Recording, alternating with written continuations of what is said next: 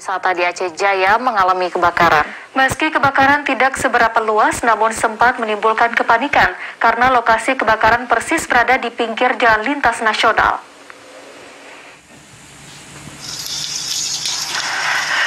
Berdasarkan video warga, kebakaran yang terjadi di pegunungan Cincang, Desa Sawang, Kecamatan Setiabakti, Aceh Jaya, memperlihatkan kobaran api yang sangat besar. Api berhasil dijinakan setelah tim pemadam kebakaran dari BPBK Aceh Jaya bersama Muspika dan warga setempat berjibaku ikut memadamkan api, sehingga kebakaran tersebut tidak sempat meluas.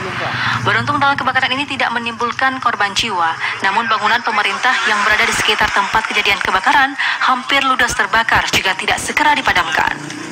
Camat Setiabakti, AG Suhaidi, saat dihubungi melalui sambungan seluler mengatakan lokasi kebakaran berada di pinggiran Jalan Nasional Banda Aceh Calang.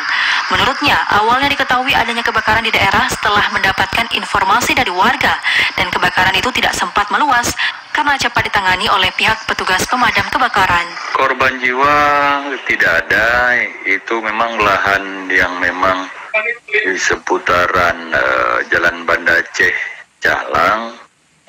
Jadi lahan yang terbakar mungkin tidak begitu luas, cuma mungkin karena cepat ditangani, sekitar mungkin